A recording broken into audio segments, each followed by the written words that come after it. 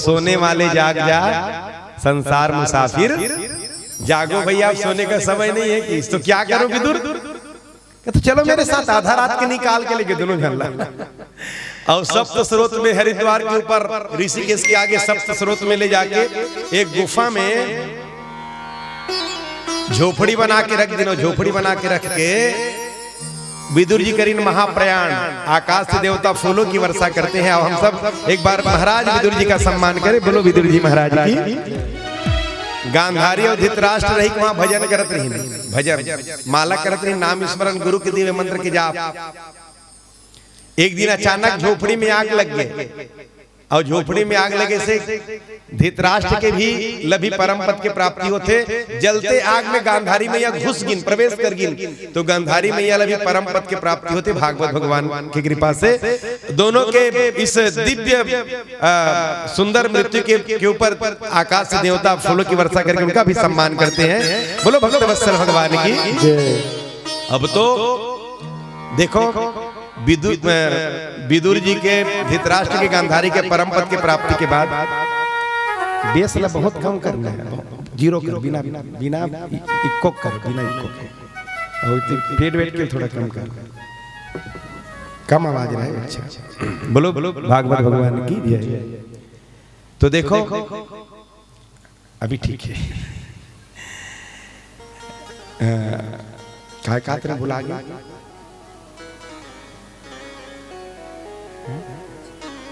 धर्मराज महाराज के जीवन के नियम बताते हैं आप। हम आप सब चाहते हैं कि दुनिया वाला मन हमारा धार्मिक कहे, चाहते हो कि नहीं है? और कई बार अपन अपना धार्मिक कहाए बार थोड़ा से ओवर एक्शन भी करते हैं। हम आप नहीं कहा तो हमन कहा कहीं समय पर थे बताते भी कि रोज सुंदरकांड के पाठ करते हो, बिना सुंदरकांड के पाठ कर बिना पानी नहीं पियो रोज। पर हमारे भागवत महापुराण में धार्मिक व्यक्ति के कुछ लक्षण बताए, थोड़ा ध्यान से सुनो माता मन। धार्मिक अपन आप कहलाए बार ये 5-6 गुण है, वो गुण होना चाहिए। धर्मराज महाराज फोकर में धर्मराज नहीं कहा, उसका नाम तो युधिष्ठिर है। और धार्मिक धर्मराज वाला कावर कहे जानते हो, धर्म के पालन करे स्थिति कर स्थिति क्या होना। धर्मराज सो के उठे सबसे पहले, आपके भी नियम होना चाहिए। आप सबके लिए बोला तो अपन पर भी बोला तो पहला काम सो कि जब नींद खुलते ना तो नींद खुलते खुलते भगवान के नाम मुख में आना चाहिए। सीताराम राधे राधे, जो आप भगवान अपना अच्छा लगते भगवान के नाम मुख में आना चाहिए। धार्मिक व्यक्ति खोए के पहला लक्षण है। और सूत उठ के कहो दूसरा चीज यही नहीं, मुंह में चाह बन गए लान गरम गरम रुको करो में। तो भगवान ले याद करना है सुबह सुबह, नींद खुली से भगवान के नाम मुख में आए, पहला काम। रामचरितमानस में विभीषण जी जब 4 बजे जगिन ना तो गोस्वामी तुलसीदास जी लिखे रामचरितमानस में, राम राम ते ही सुमिरन किन्हा, हृदय हरस कपि सज्जन चिन्हा। राम राम जब कुटिया ले निकली सना तो हनुमान जी महाराज समझ गए कि सज्जन के घर हरे हैं। हाँ, धार्मिक व्यक्ति घर हरे। सुबह से घर से राम राम की आवाज आना चाहिए। आपके मुख से राम निकले, नींद खुलते ही बिना प्रयास करे, सुरता करके नहीं, बिना सुरता करे राम राम से नींद खुले हुए निकल जाए। तो सुबह सुबह नींद खुलते ही राम राम मुंह निकल ही कब? जब आप सोए के समय बोल के सुते रहो। अब तो मोबाइल देखा देखा सोते हैं, टीवी देखा देखा सुते है, लइका मन गाड़ी दे दे सुते है, घूम घूम के खाते के तो कदे कर बिहनिया राम नाम निकल ले बताते हैं। तो रात के सोए के समय राम राम के सोवे, तब सुबह सुबह सूत के उठते ही राम के नाम मुख में ही। और सोए के समय राम के नाम ले, सो उठे हो राम के नाम आपके मुख में आ गए, मतलब आप भले आपके शरीर सोए लेकिन आप नहीं सोए हो, आप जागत हो। ये जागृत अवस्था के लक्षण है। यही जागृत अवस्था, सोए हुए भी जागना है। आप रात के सोए लेकिन जागत हो, आपकी आत्मा जागत है, ये लक्षण है। तो कते घन के मुंह में आ जाते सुबह सुबह राम राम, एक बार हाथ ऊपर कर नहीं कई जन नहीं बताए, बहुत जन सब जन बता। अच्छा बात है, आ जाते बहुत अच्छा बात है। और आना भी चाहिए, मुख में भगवान के नाम आना चाहिए, पहला लक्षण है। दूसरा लक्षण, हमारे सनातन संस्कृति में जब नींद खुलते ना तो पलंग छोड़ के भागना नहीं लिखे है। नींद खुली सुना तो हथेली देखना चाहिए, ऐसे हथेली देखना चाहिए। और हथेली में अपन इष्ट के दर्शन करना चाहिए, जिला आप मानते देकर दर्शन करना चाहिए। एक मंत्र है, छोटे से कर आगरे बसती लक्ष्मी, कर मध्य च सरस्वती, कर मूले स्थितो ब्रह्मा, प्रभाते कर दर्शनम। और मंत्र याद नहीं ना तो एक ठन बात ला बोल दे करो। कौन से बात ला? हे प्रभु आज मोर दिन की शुरुआत हुआ थे, ये हाथ ला देखत देखत के करो, दिन की शुरुआत हुआ थे, हाथ हा उठे तो कोनो चमकाए बर मत उठे, हाथ उठे तो कोनो उठाए बर उठे, कोनो रास्ता बताए बर उठे, ऐसे भगवान से प्रार्थना कर लो। ये हाथ में काकरो हित होए, काकरो अहित मत होए, ऐसे प्रार्थना करके दिन की शुरुआत करें। दूसरा नियम, तीसरा नियम, पलंग से नीचे पैर मारते जमीन में, धरती में, तो धरती में प्रणाम करना चाहिए। समुद्र वसने देवी पर्वत स्तन मंडले, विष्णु पत्नी नमस्तुभ्यम, पाद स्पर्श क्षमस्व में, ऐसे। और मंत्र याद नहीं था, धरती पांव परे करो, मोर सारा बोझ है धरती मैया तोरे ऊपर हावे, जीवन के सारा बोझ तोर ऊपर हावे, मोला क्षमा करबे मां, मोर बोझ लते है सहन करता। ऐसे के प्रणाम करके शुरुआत करो। जे धरती रोज प्रणाम कर ली ना, ओकर कभी सड़क दुर्घटना नहीं हो, कभी भी। ये प्रमाण है, धरती प्रणाम करके दिन की शुरुआत हो। तीसरा नियम। और चौथा नियम, अगर माता पिता आप नित्य कर्म नहीं करो, माता पिता सामने आ गए तो माता पिता पहले प्रणाम करो। प्रातः काल उठ के रघुनाथा, मात पिता गुरु नामहि, ये चौथा नियम। और माता पिता ये करना ये मन मन से प्रणाम कर लो। और बहु मन है घेरी बेरी कौन जही पाप परिवर दे देता के का तहिया हावे नहीं दे देता का हाथ जी ससुरारा होती है। अरे सास ससुर तो बोलो दाई दादा आएगा, तब दाई दादा समझ के, दाई दादा समझना नहीं है, दाई दादा हरे चुमन अपन सास ससुर के प्रणाम, माता पिता के समझ के प्रणाम, कही के प्रणाम करना है। ये चौथा नियम है ना, चौथा की पांचवा है? चौथा। ये नियम चौथा है सनातन संस्कृति के। पहला मुख में राम राम, दूसरा हथेली देखना, तीसरा धरती प्रणाम करना, और चौथा अपन माता पिता प्रणाम करना। धर्मराज महाराज नित्य इतना कर्मल करे, रोज धृतराष्ट्र गांधारी के पास प्रणाम करे बढ़ जाए। हालांकि बचपना से मन बहुत कष्ट दीन, पर धर्मराज कभी नहीं सोचे कि मन मोला दुख दे, महो माला दुख दो, कभी नहीं सोचे। अपने कर्तव्यों को का वहन निर्वहन उन्होंने किया नहीं किया, उनकी जिम्मेदारी, हमें अपने कर्तव्य कर्म से नहीं चूकना है। ये धर्मराज का सिद्धांत है। सामने वाला अपन कर्तव्य कर्म करते नहीं करे, ओकर जिम्मेदारी है। आप अपन कर्तव्य कर्म से मत चूको। माता पिता जैसा भी हो, अपने कर्तव्य का निर्वहन करो। बोलो श्री भागवत भगवान की ये संदेश। माता पिता प्रणाम करे वर्गीन। धर्मराज महाराज आज देखिन रोज आशीर्वाद मिले, आज दोनों जन निकल गए रात की, तो धर्मराज महाराज की नेत्र से आंसू बहने लगी। पहरादार मतलब पूछिन कहाँ गए वो दोनों, तो पहरादार बताइए वो तो विदुर के साथ निकल गए अर्धरात्रि को। धर्मराज महाराज ला कष्ट होने लगी। क्या कष्ट हुई? जरूर मेरे सेवा में कहीं गलती हुई होगी, कहीं कमी हुई होगी, तब तो मेरे माता पिता मुझे छोड़ के आधा रात को निकल गए।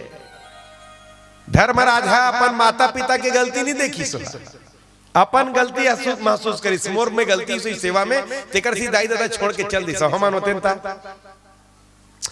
ठाए चारा ठाए पानी भैया उठ नहीं रहा, गर्म पानी हो जा रहा था, और नहा कहीं कर पहली गरम गरम खपुरी रोटी बन जा रहा था।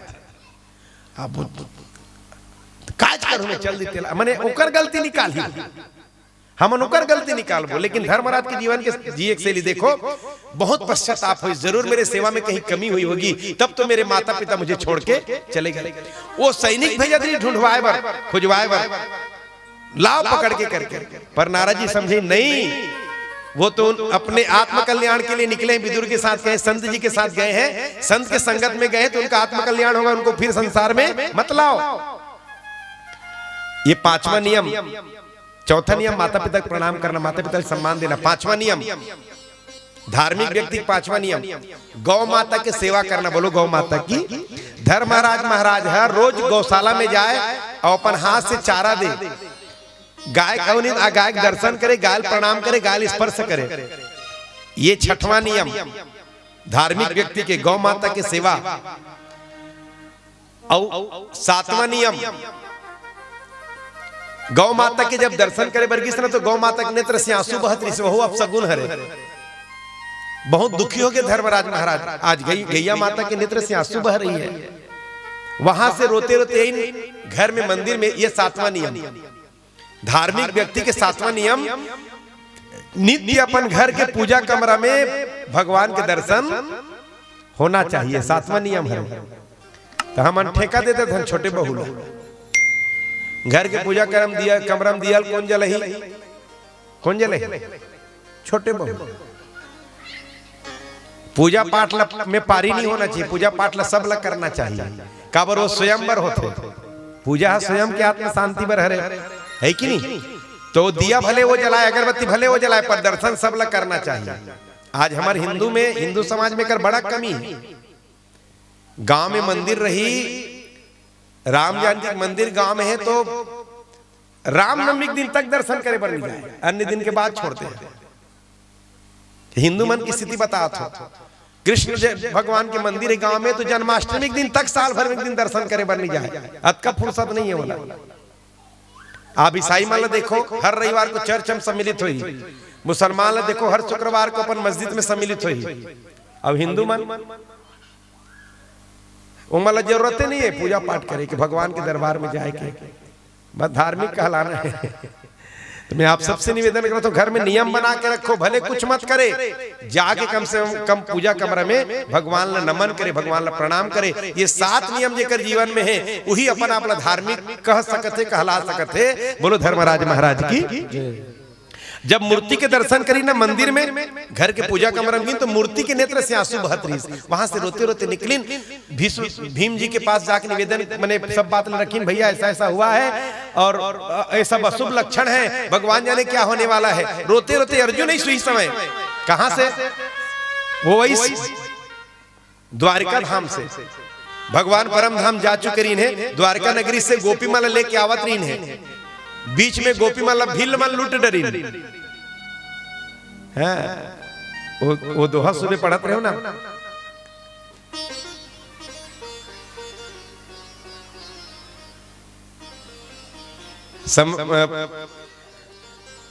पुरुष बलि नहीं होता है, समय होत बलवान। और गोपिन लूटे भील सब, वही अर्जुन वही बाण। अर्जुन एहसास दिलाना चाहते हैं भगवान गोपी माला साथ में भेज के कि अर्जुन तुम्हारे भुजाओं में जो ताकत था वो तुम्हारा ताकत नहीं था, मूल में वो अहंकार मत करो। हम हमारे जीवन में जो चीज हमारे पास है ना वो सब हमार नहीं हुआ, वो सब ओकरे देन है, ओकरे कृपा है। आज हम बोला था ओकरे कृपा है, आप सुना सुते ओकरे कृपा है। नितापे असन कई जन इंसान है जेकर कान भी है लेकिन सुनाई है नहीं पड़े। हमरे असन कई जन इंसान है दुनिया में जेकर पास मुख भी है लेकिन बोल नहीं सके। तो हम बोला थन, हम सुना थन, हम खावा थन, हम जो भी कर्म करत हन सत्कर्म सब ओकर कृपा है, ऐसे मान के जिंदगी जीना चाहिए। अर्जुन बताना चाहिए, अर्जुन रोते रोते यही अर्जुन सब बात बताइए, भैया अब हम अनाथ हो गए, भगवान द्वारकाधीश हमें छोड़ के गोलोक धाम चले गए भैया, अब हम अनाथ हो गए। और सब किस्सा बताइए, मैं गोपियों को लेके आ रहा था, भिल्लों के द्वारा लूट लिया गया। मूल में अर्जुन के अहंकार ला दूर करे बर भगवान ने लीला करी। भील मन गोपी मन लूटे सखी, गोपी मन ला लूटे क्षमता है भील में, पर ये भील कोई दूसरा नहीं रही से, भगवान ही भील बन के आ रही से। और गोपी मन ला गोलोक धाम ले गए। हाँ, अब तो धर्मराज महाराज पांचों भाई इकट्ठा हुई, द्रौपदी मैया, कुंती मैया कान में बात पता चली कि भगवान परम धाम चले गए हैं, तो कुंती मैया बैठे बैठे प्राण ला त्याग दी। बोलो कुंती मैया की। रामचरित मानस में महाराज दशरथ प्राण त्यागी, वंदना प्रसंग में आप पढ़े हो महाराज दशरथ के जीवन शैली में। बंदौ अवध भुआल सत्य प्रेम जेहि राम पद, बिछुड़त दीन दयाल प्रियतन तृण एव परिहर्यो। महाराज दशरथ प्राण त्यागी राम के वियोग में, पर 6 दिन बीत चुके रही से, 6 दिन है ना, 6 दिन बीत चुके रही से तब। पर महाराज दशरथ से भी श्रेष्ठ मृत्यु, श्रेष्ठ प्रेम कुंती मैया की निकली। कुंती मैया जैसे सुनी ना कि भगवान परम धाम चले गए, बैठे बैठे प्राण त्याग दी। बोलो कुंती मैया की। महाराज दशरथ जब प्राण त्यागी तो 6 बार राम राम बोली। राम राम कही राम कही, राम राम कही राम, तनु परिहरि रघुवीर विरह, राहु गयो सुरधाम। 6 बार राम राम बोली। ओकर कारण से 6 दिन हो चुके इस बिछड़े। कुंती मैया अपन प्राण त्यागी। कुंती मैया के श्रेष्ठ मरना देख के, मृत्यु देख के आकाश से देवता फूलों की वर्षा करते हैं। आप हम सब एक बार प्रभु के पावन चरणों को प्रणाम करें। भगवान सबल ऐसे मृत्यु दे, है कि नहीं। पांचों भाई पांडव राजा महाराज परीक्षित के विवाह करें उत्तर प्रजापति की कन्या इरावती के साथ में, और विवाह करके गद्दी में बिठा दी महाराज परीक्षित ला। और पांचों भाई पांडव द्रौपदी मैया के साथ में महाप्रयाण करें। अब तो राजा बन गए हस्तिनापुर के महाराज परीक्षित। 3 विशाल अश्वमेध यज्ञ के आयोजन करें महाराज परीक्षित अपन जीवन काल में। एक दिन महाराज परीक्षित भ्रमण करे बर निकलिन।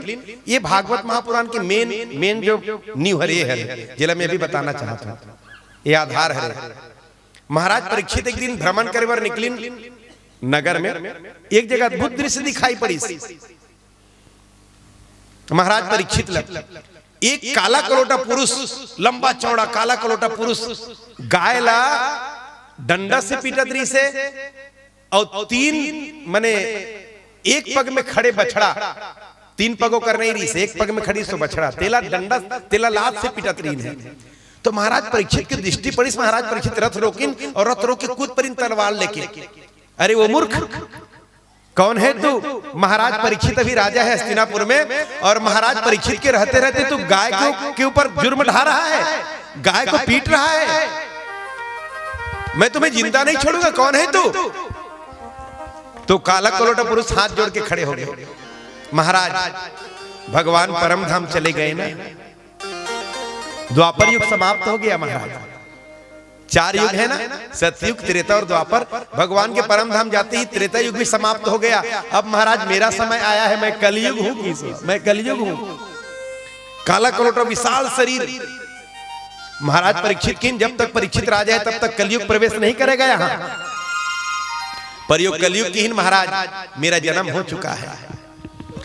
राजा का कर्तव्य है प्रजा चाहे जैसा भी हो, धार्मिक हो अधार्मिक हो, अच्छा हो नालायक हो, प्रजा चाहे जैसा भी हो, राजा का कर्तव्य प्रजा का पालन करे। महाराज मेरा जन्म हो चुका है, आप मेरा पालन करें, मेरा देख रेख, मेरा संरक्षण करें, ये आपका कर्तव्य है। अपन परिचय दिस में कलयुग हूं, और जब ये कलयुग अपन परिचय दिस ना तो भगवान माने परीक्षित समझ के जब ये कलयुग है तो पक्का ये गैया मैया जो है वो धरती मैया है, और ये जो एक पग में खड़े हैं बछड़ा वो धर्म है। बछड़ा धर्म है और गैया मैया धरती है। जब भी धरती में कोई कष्ट आते ना तो धरती में गैया के रूप धारण करते थे, और धर्म नंदी के रूप, बछड़ा के रूप। भगवान शिव बैठते ना, कामे बैठते मन। भगवान शिव धर्म की सवारी करते, धर्म भी राज मारते हमेशा। तो परीक्षित कलयुग ला पूछिन कि कलयुग पहले ये बताओ तुम्हें कितने गुण और कितने दोष। तो कलयुग हाथ जोड़ के निवेदन करें, महाराज मैं तो दोषों का घर हूं, दोष से भरा हुआ हूं। मैं दोषों का बखान करूं, दोष का गुणगान करना शुरू करूं, दोषों का बखान करना शुरू करूं तो पार नहीं मिलेगा। इतना मुझ में दोष भरा हुआ है। बस महाराज मुझ में एक अच्छाई है, एक अच्छाई बस। कौन सी अच्छाई? यत फलम नास्ति तपसा न योगेन समाधिना तत्फलम लभते सम्य कलो केशव कीर्तनम। कलयुग तीन महाराज, कृतयुग त्रेता द्वापर पूजा मखर योग। सतयुग में भगवान को पाने का माध्यम था योग। योग के माध्यम से भगवान की प्राप्ति होती थी सतयुग में। त्रेता युग आया तो भगवान को पाने का माध्यम बना यज्ञ।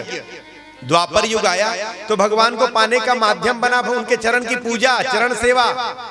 और महाराज कलयुग का बस, कलयुग का एक विशेषता है, बस कलयुग की एक विशेषता है, कृतयुग तेतरा द्वापर पूजा मखर योग, जो गति हुई सोई गति हरि नाम से पावहीं लोग। यत फलम नास्ति तपसा न योगेन समाधिना तत्फलम लभते सम्य कलौ के सब कीर्तनम।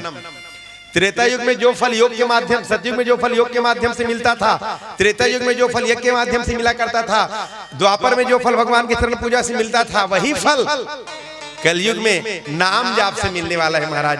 यही एक गुण मुझ में है, बस यही एक गुण है।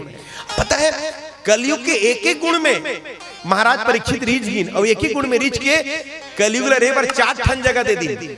के ठन जगह डायमंड बताओ, के ठन जगह है?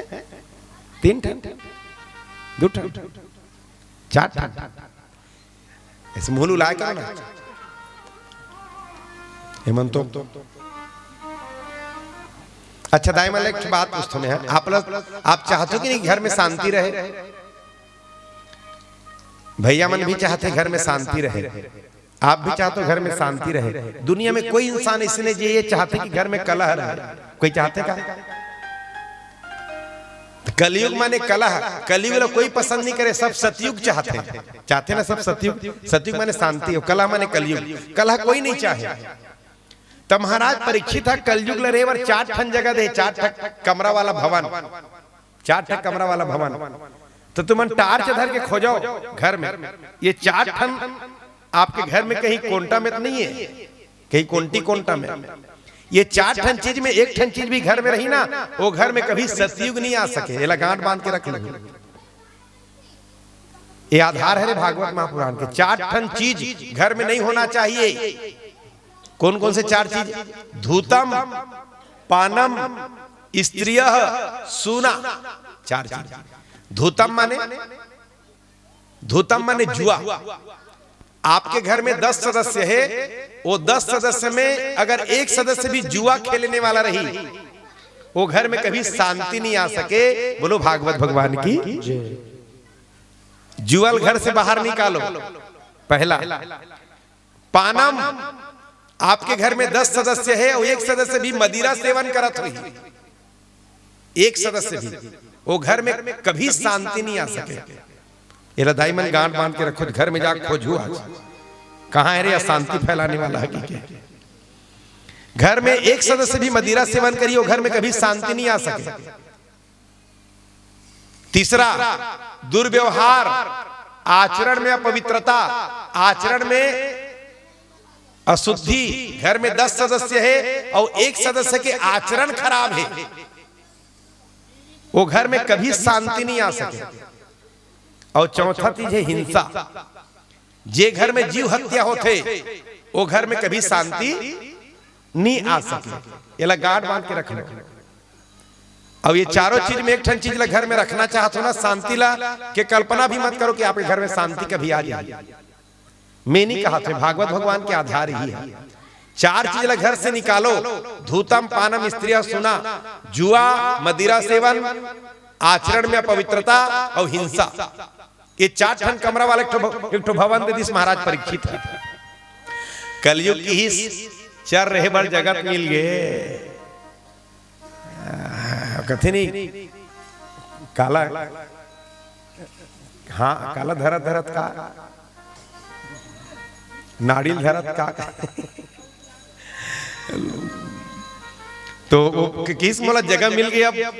अब आगे देखता हूं कि इसे एक बार प्रयास करके देख लेता हूं कि और महाराज परीक्षित ला छू दिस गए से छू प्रणाम कर दिस और छुइस तत्की में छूते छूते की प्रणाम करते करते महाराज 4 कमरा वाला स्थान मिला है, घर मिला है, पर महाराज चारों कमरा अपवित्र है, अच्छे नहीं है।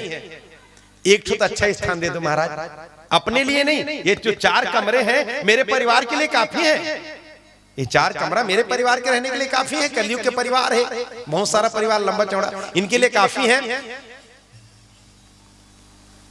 कम से कम आने जाने वालों के लिए तो एक सुंदर कमरा दे दो। किस आने जाने वालों को बैठक कमरा, आने जाने वालों के लिए एक 54 इंच का टीवी लगा रहे, सोफा सेट बिछा रहे, एक टी टेबल, एक अच्छा कमरा महाराज आने जाने। वो छुई से तत्की में दया आगे परीक्षित किया कि ठीक है 5वां स्थान रहने के लिए स्वर्ण की, 5वां स्थान स्वर्ण। और स्वर्ण माने क्या होते? स्वर्ण माने दाई में पीछे तनी में देख नहीं पता टार दे नहीं कहां की। स्वर्ण माने होते सोना। तो जत के जन पहिने ते मन उतार के रख दो कलयुग है में, और काली हो तो घर के ले आन हूं। हाँ बड़ा कथा के खिलाफ देखो ये चौथा स्वर्ण है, 5वां स्वर्ण है। स्वर्ण माने सोना नहीं, स्वर्ण माने 2 नंबर के धन, 2 नंबर के संपत्ति। ये में माने कलयुग के वास है। देखो आपके घर में कहीं 2 नंबर से पैसा नहीं आवा थे, काकरो गला काट के, कोई परेशान करके, कोई हला कान करके, काकरोल छीन के, काकरोल झपट के, जबरदस्ती वाला तो नहीं आते घर में धन। अगर 2 नंबर के धन आते ना आपके घर में तो बिल्डिंग दिखी, गाड़ी मोटर दिखी, पर भीतर में शांति नहीं रह सके। मैं नहीं कहा तो भागवत जी के संदेश है। 5 चीज से अपन आप बचा के रखो, फिर आप सतयुग के वासी बनो। इस युग में सतयुग है, हाँ यही युग में सतयुग। 5 चीज से अपन घर बचा के रखो। स्वर्ण माने 2 नंबर के धन, 2 नंबर के संपत्ति। ये 5 जगह स्थान मिली। महाराज परीक्षित 5 जगह स्थान देके, महाराज परीक्षित 5 जगह स्थान देके वापस आ गई। और जैसे वापस आई ना, अब तो कलयुग मौका की तलाश में रही, कब मौका नहीं मिली कि एक दिन महाराज परीक्षित क्या करी, अपन पूर्वज मन के द्वारा कमाए हुए जो संपत्ति रिस ना, ते सब पेटी माला खोल खोल के देखी का भरा है कि बहुत पुराना खजाना ला। पद्मनाभ खजाना निकलिस नहीं, अभी देखियो नहीं। पुराना खजाना खोल खोल के देखी, सेक्शन एकदम चमचमाते हुए सोन के मुकुट मिली, चमचमाते हुए लक लक लक लक करत रहा। और चमचमाते हुए सोन के मुकुट देखी ना तो पहनने की इच्छा हो गई, और पहन भी ली सोना। अब वो सोन के मुकुट का कर रही जानते हो आप? वो सोन के मुकुट 1 नंबर के मुकुट नहीं रही, 2 नंबर के मुकुट रही। और कैसे 2 नंबर के मुकुट रही है? वो मुकुट से जरा संद के, ध्यान दो बात में, बहुत गहरा बात है। और ये बात ला जानना बहुत जरूरी है। वो मुकुट रही से जरा संद के, जरासंध ला मारी, जरासंध के बेटा सहदेव गद्दी में बिठाई भीमसेन, हाँ, और मुकुट ला अच्छा दिखा निकले आनी सो। ये हो गए 2 नंबर के धन। जब तक पेटी में रही तब तक तो नुकसान नहीं पहुंचे। जे दिन भीमसेन के नाती पहनी से नहीं मुकुट ला परीक्षित है, जैसे उपयोग करी सो 2 नंबर के धन के, महाराज परीक्षित के बुद्धि खराब हो गई। कभी शिकार करे बर नहीं जाए, शिकार करे बर निकल गए। वो मुकुट के प्रभाव, वो 2 नंबर के धन के प्रभाव। हम नहीं कथन, हमार घर तो 3 पीढ़ी, 4 पीढ़ी, 5 पीढ़ी पक्का कबीरा हरेगा। ये लड़का मन कहां सीख गए, इनकर बुद्धि कैसे खराब हो गए? तब बुद्धि खराब होते कर पीछे सबसे बड़े कारण है 2 नंबर के धन, छीना झपटी के धन, बेईमानी के धन। ये सबके बुद्धि खराब करके रखा था। आप कब को समझाओ, आपके समझ, आपके बात अगर समझ में आने वाला नहीं है। काबर वो जो अन्न खावत है ना, वो अन्न ओला प्रभावित करके रखे। बोलो श्री भागवत भगवान की। ये समझना बहुत जरूरी, बहुत सूक्ष्म चीज है। परीक्षित घूमते घूमते जंगल में गिन तक आश्रम में पहुंच गिन। और आश्रम में से समीक ऋषि का आश्रम। समीक ऋषि ध्यान में बैठे रहा है। बोलो वृंदावन बिहारी लाल की। और ध्यान में बैठ के भगवान के नाम संकीर्तन करत रहा है अंदर अंदर। श्री राम जय राम, जय जय राम, श्री राम जय राम, जय जय राम, श्री राम जय राम, जय जय राम, श्री राम जय राम, जय जय राम, श्री राम जय राम, जय जय राम, श्री राम जय राम, जय जय राम, श्री राम जय राम, जय जय राम, श्री राम जय राम, जय जय राम। बोलो श्री राम जय राम, जय जय राम, श्री राम जय राम, जय जय राम, श्री राम जय राम, जय जय राम, श्री राम जय राम, जय